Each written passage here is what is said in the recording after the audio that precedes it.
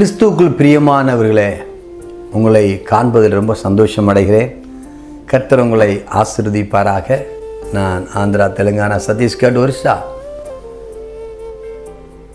ஸ்டேட்டில் மிஷினரியாக தேவனுடைய ஊழியத்தை ஒரு 7 வருஷமாய் செய்து கொண்டிருக்கிறேன்.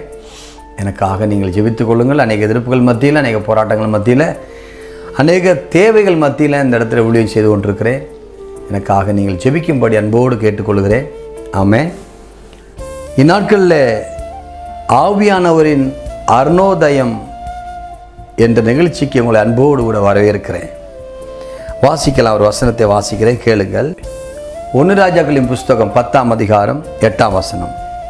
உம்முடைய ஜனங்கள் பாக்கியவான்கள், எப்பொழுதும் உமக்கு முன்பாக நின்று உம்முடைய ஞானத்தை கேட்கிற உம்முடைய ஊழியக்காரர்களும் பாக்கியவான்கள். ஜெபிக்கலாம்.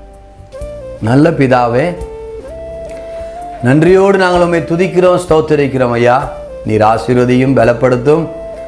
நாட்களில் எங்களை பாக்கியவான்களேன்னு சொல்லி எங்களை நீர் எவ்வளவாய் உயர்த்தி வைத்திருக்கிறீங்க, எவ்வளவாய் கனப்படுத்துறீங்க, எவ்வளவாய் எங்களை செல்ல குழந்தையாக எங்களை அணைத்து கொள்றீங்க. நன்றி ஆண்டவரே. எவ்வளோ தப்பு செய்து நாங்கள் ஆண்டவரே தூரமாய் போன போது கூட துரத்தி வந்து பிடித்து எங்களை ஹல்லேலூயா தூரத்திலிருந்து எங்களை சாரத்திலுக்கு கொண்டு வந்த சதாபதியே, சர்வ வல்லவரே, சாவை வென்றவரே, உமக்கு ஸ்தோத்திரம். ஐயா, கிருபையா நடத்துங்க. இதை கேட்குற ஒவ்வொரு பேரையும் நீர் ஆசீர்வதியும். எங்களுடைய பிரசங்கத்தின் மத்தியில் நீங்கள் விஜயம் செய்திருக்கிறதுக்காக ஸ்தோத்திரம். அற்புதமான காரியங்களை செய்யும். எங்களை தாழ்த்தி உம்மை உயர்த்துகிறோம், ஜெபிக்கிறோம். ஜெபங்கள் நல்ல பிதாவே. Amen, amen. Thank you Jesus. இந்த இடத்துல வாசித்து பார்க்கும்போது, உம்முடைய ஜனங்கள் பாக்கியவான்கள், எப்பொழுதும் உமக்கு முன்பாக நின்று உம்முடைய ஞானத்தை உம்முடைய ஊழியக்காரர்கள் கேட்கிற ஊழியக்காரர்கள் பாக்கியவான்கள். எப்படி பாக்கியவான்கள்? பழைய ஏற்பாட்டிலே கொஞ்சம் பாக்கியவான்களை குறித்து நம்ம பார்க்க போகிறோம். எப்படி பாக்கியவான்கள்? அவர்கள் ஞானத்தை கேட்கிறார்கள். ஆண்டவர்கிட்ட கேளுங்க, ஆண்டவரே முதல் ஞானத்தை எனக்கு தாரும். குடும்பத்திலே செயல்படுத்தக்கூடிய வார்த்தைகள், குடும்பத்திலே பரிமாறக்கூடிய ஸ்தோத்திர வாக்கியங்கள், குடும்பத்திலே பேசக்கூடிய ஞான வாக்கியங்களை கேட்க வேண்டும். அப்பொழுது கேட்கிறவங்களுக்கு இன்பமாக இருக்கும். இன்பம் துன்பத்தை எல்லாம் மாற்றி விட்டுடும். ஆமென். நீங்கள் பாக்கியவான்களாக இருப்பீர்கள். 2 நாளாகமும் 9ஆம் அதிகாரம் 7 சொல்லப்பட்டிருக்குது, உம்முடைய ஜனங்கள் பாக்கியவான்கள், எப்பொழுதும் முன்பாக நின்று இந்த ஞானத்தை கேட்கிறவர்கள் பாக்கியவான்கள். அப்போ இந்த ஞானத்தை கேட்கறதுனால நம்ம பாக்கியவான்களாய் மாறுகிறோம். சங்கீதங்களின் புஸ்தகம் 2ஆம் அதிகாரம் 12 வாசிக்கும் போது, குமாரன் கோபம் கொள்ளாமலும் நீங்கள் வழியில் அழியாமலும் இருக்கும்படிக்கு அவரை முத்தம் செய்யுங்கள், கொஞ்ச காலத்திலே அவருடைய கோபம் பற்றி எரியும், அவரை அண்டிக் கொள்கிற யாவரும் பாக்கியவான்கள்.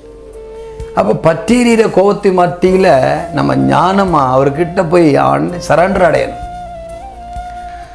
ஏதாவது உங்களுக்கு ஒரு டென்ஷன், டிப்ரெஷன் இப்படியெல்லாம் வறுமையானால், கோபங்கள், பொல்லாத போராட்டங்கள் வறுமையானால், தேவனுடைய ஆலயத்தில், ஜெபிக்கிற ஆலயத்தில் சரணம் அடையுங்கள். அப்பொழுது எல்லா சங்கட்டமும் மாறி போய்விடும். ஒரு பெரிய விடுதலை உண்டாகும். உங்களுக்கு பெரிய அற்புதமான காரியத்தை எதிர்பார்க்க முடியும். அப்போ தேவனுடைய கோபம் நம்மளிலிருந்து மாற்றப்படும். ஹல்லேலூயா. அதே போல ஸ்தோத்திரம். சங்கீதங்களின் புஸ்தகம் 84ஆம் அதிகாரம் 4 சொல்லப்பட்ட, உங்களுடைய வீட்டில் வாசமாயிருக்கிறவர்கள் பாக்கியவான்கள், அவர்கள் எப்பொழுதும் உம்மை துதித்து கொண்டே இருப்பார்கள். அதில் சேலான் கொடுக்கப்பட்டிருக்கு. Very very important. வாசமாக இருக்கணும் தேவனுடைய ஊழியத்தில். இன்றைக்கு அநேகருடைய ஊழியங்களை பார்க்கும்போது விசுவாசம் இல்லாமலேயே ஊழியத்தை செய்கிறதாக பார்க்கிறோம். பொழைப்புக்காக ஊழியம் செய்யக்கூடாது, பொறுப்போடு கூட ஊழியம் செய்யணும். வேலைக்காக செய்யக்கூடாது, விசுவாசத்தோடு செய்யணும். ஏதோ வேதனைப்பட்டு செய்யாதீங்க, சாதிக்கிறதுக்காக செய்யுங்க, சோதனைகளை செய்யுங்க. அப்பொழுது ஆண்டவர் பெரிய காரியங்களை செய்வார். உம்மில் நிலைத்திருக்கிற மனுஷன் பாக்கியவான். சங்கீதம் 106 இதில் 3 சொல்லப்பட்டிருக்க, நியாயத்தை கை கொள்கிறவர்களும் எக்காலத்தில் நீதியை செய்கிறவர்களும் பாக்கியவான்கள். யாரும் அவங்க இப்படி செய்கிறாங்க, இவங்க இப்படி செய்கிறாங்க, அவங்க இப்படி பேசுகிறாங்க, அவங்களும் நல்லா தானே இருக்காங்கன்னு சொல்லிட்டு அவங்கள போல அநியாயம் செய்யாதீங்க.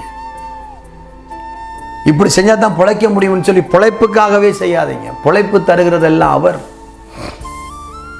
நீங்கள் நீதியை செய்யுங்க, நீங்கள் பாக்கியவான்களாக இருப்பீருங்க. சங்கீதம் 119:1 வாசிக்கும் போது, கர்த்தருடைய வேதத்தின்படி நடக்கிற உத்தம மார்க்கத்தார் பாக்கியவான்கள். அப்படி கர்த்தருடைய வேதத்தின்படி நம்ம நடக்கணும். அப்படி அந்த வேதத்தின்படி நம்ம நடக்கும்போது தான் நீங்கள் பாக்கியவான்களா. ஆலேப் இதை எழுதுகிறார். நம்முடைய வாழ்க்கையிலே ஸ்தோத்திரம், பாக்கியவான்களாக நம்ம மாற்றப்பட இந்த ஸ்தோத்திர கர்த்தருடைய வேதத்தை முழு இதயத்தோடு நீங்கள் ஏற்றுக்கொள்ளுங்க.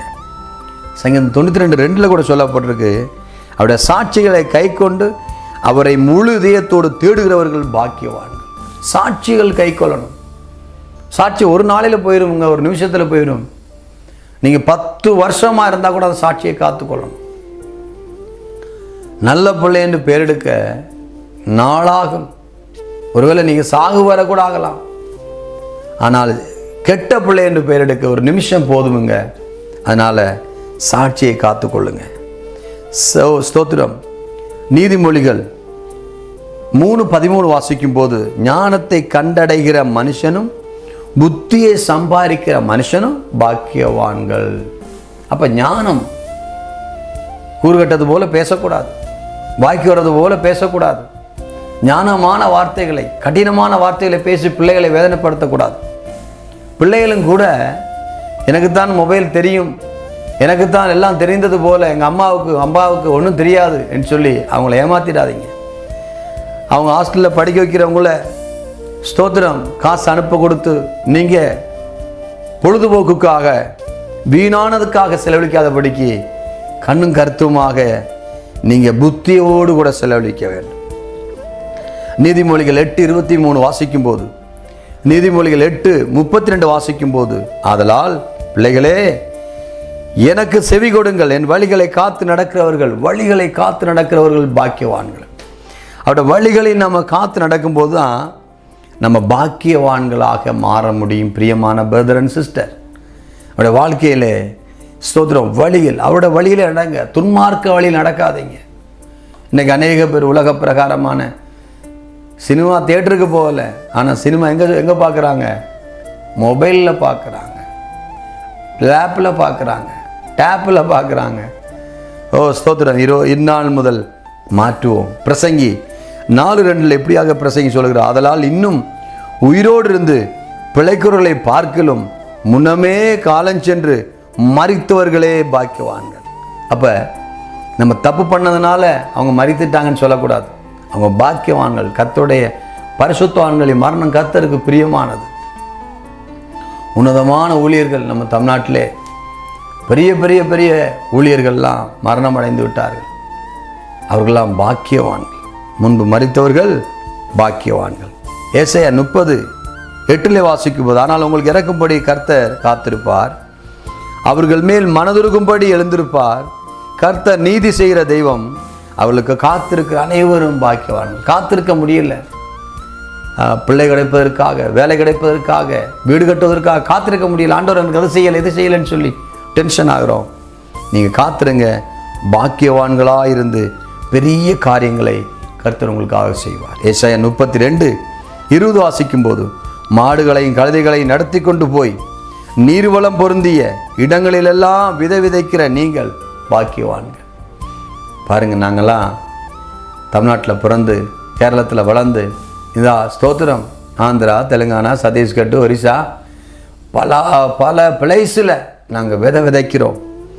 அங்கே பாக்கியவான்கள். மிஷினரிகள் எவ்வளவோ லண்டனில், ஏர்லாண்டில் பிறந்து இல்லையா, நம்முடைய சீகன் பால் அவர்கள் அங்கிருந்து வந்து நம்முடைய தமிழ் பைபிள் எழுதி கொடுத்தார்.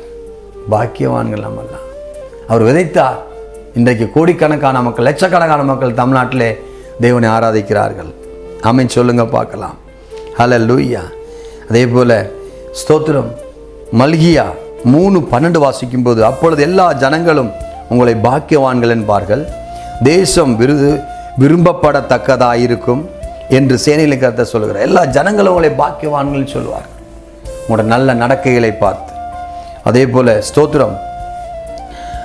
மல்கியா 3:15 வாசிக்கும்போது, இப்பொழுதும் அகங்காரிகளை பாக்கியவான்கள் என்கிறோம், தீமை செய்கிறவர்கள் திடப்படுகிறார்கள், அவர்கள் தேவனை பரிசித்தாலும் விடுவிக்கப்படுகிறார்களே என்று சொல்லுகிறீர்கள். இப்பொழுது அவர்களை பாக்கியவான்கள் சொல்லுவாங்க. ஆனால் உங்கள் துக்கம் சந்தோஷமாக மாறும். பாக்கியவான்கள் நீங்கள். கவலைப்படாதீங்க. கர்த்தர் உங்களை உயர்த்த போகிறார், உங்களை ஆசீர்வதிக்க போகிறார், உங்களை பலப்படுத்த போகிறார். ஆமென். ஜெபிக்கலாமாங்க. நல்ல பிதாவே, தகப்பனே, நன்றியோடு துதிக்கிறோம். நாங்கள் இந்த பாக்கியவான்களின் லிஸ்ட்டில் நாங்கள் காணப்பட எங்களுக்கு உதவி செய்யும் ஆண்டவரே. எங்களை பாக்கியவான்களாய் மாற்றும் ஆண்டவரே. எங்களுக்குள் இருக்கிற எல்லா அபபக்திகளை எடுத்து போடும் ஆவியானவரே. உமது வல்லமையின் பிரசன்னத்தினால் நிரப்பும் ஐயா. கட்டுகளை உடைத்து பலப்படுத்தும். பரிசுத்த ஆவியின் வல்லமையினால் நிரப்பும். போராட்டங்கள் மாற உதவி செய்யும். எல்லாவித சாத்தானிய கிரியைகளை அழித்து போடும் ஆண்டவரே. ஆவியானவரே, நீங்க நடத்துங்க, நீங்க பலப்படுத்துங்க. எல்லாவித உதாசீனமும் மாறி போகட்டும் ஆவியானவரே. நீர் அப்படி செய்ய போறதுக்காக ஸ்தோத்திரம். ஆசீர்வதிக்க போறதுக்காக ஸ்தோத்திரம். எல்லா கண்ணீரும் வேதனையும் மாறட்டும். யார் யாரெல்லாம் தேவனுடைய சந்நிதியில் நம் பாக்கியவான்களாய் காணப்பட வேண்டும் என்று விரும்புகிறார்களோ, தேவனுடைய சந்நிதியிலே எப்பொழுது இருக்கக்கூடிய கிருபை தயவு பண்ணுங்க. அற்புத அடையாளங்களை செய்யுங்க. இந்த நாமத்தை மாத்திரம் மையப்படுத்தும்.